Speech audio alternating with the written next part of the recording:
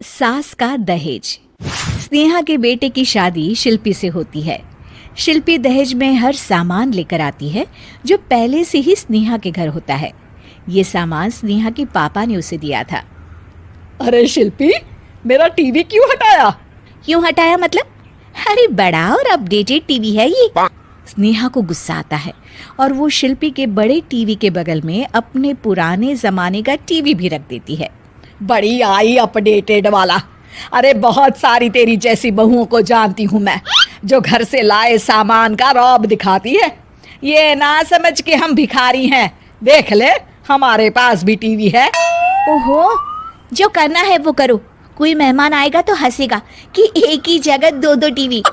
हंसने दे, दुनिया भी तो देखे कि सिर्फ तू नहीं, मैं भी दहेज लेकर आई थी। अब यही हाल हर सामान का हो जाता है। ड्राइंग रूम में एक साथ दो तरह के सोफे रखे होते हैं, एक नया आलीशान तो एक पुराना लकड़ी का।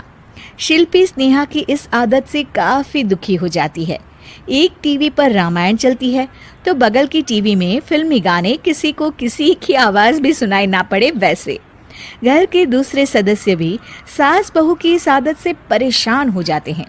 एक दिन स्नेहा की बहन उसके घर आती है और घर का नज़ारा देखकर हैरान हो जाती है।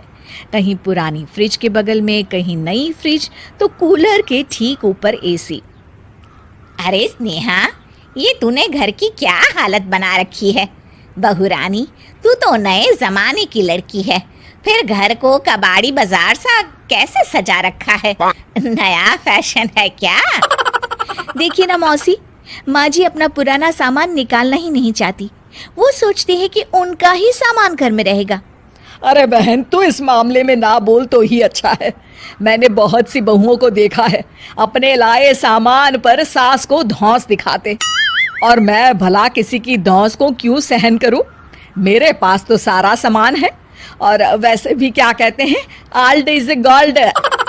अब क्या था, शिल्पी ये सुनते ही भड़कती है और जोर जोर से चिल्लाने लगती है। वाह माँ जी वाह, जरा अपना सोफा तो देखिए, ऐसा लग रहा है खुदाई से निकला है लकड़ी का। और मेरा सोफा देखिए कैसे लेदर की चमक और गुदगुदा सा है। अरे आपका तो पुराना धुराना सा है। शिल्पी देख, मेरे पिताजी ने जो दिया है वो उनकी निशानी है, उसके बारे में मत बोल। तू तेरा सामान ले जाकर अपने कमरे में रख ले। क्यों? मैं अपना सामान क्यों कमरे में रखूं? और जो मेरे ससुराल आए वो यही कहे, ओ कितना ओल्ड फैशन घर है। दोनों की बहसा बहसी में मौसी सर पकड़ लेती है। तुम दोनों जब देखो तब लड़ती रहती हो। मैं तो चली किचन में बादाम का शरबत बनाने। सुन, बादाम का सिलबट्टा जो मेरी माँ ने दिया था उसमें पीस लेना। तो शिल्पी बोल पड़ती है, मौसी कसम है आपको, आप मेरे पापा की दी मिक्सी में ही बादाम पीसिएगा। खैर, मौसी तो जाती है किचन में, लेकिन ड्राइंग रूम में सास बहू की बहसा बहसी जारी रहती है।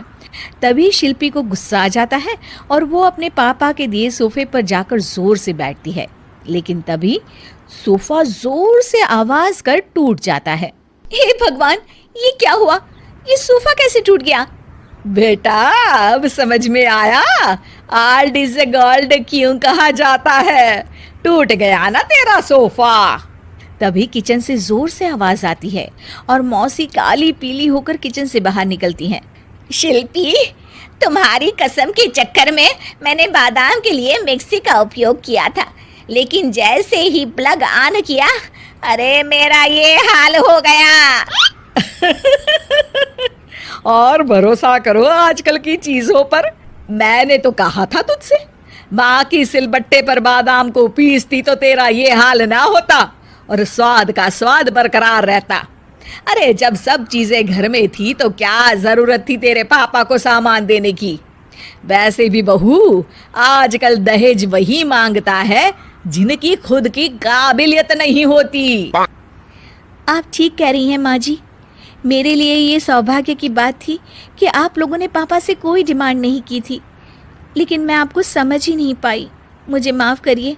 अब इस घर में नई चीज़ तभी आएगी जब पुरानी खराब हो जाएगी।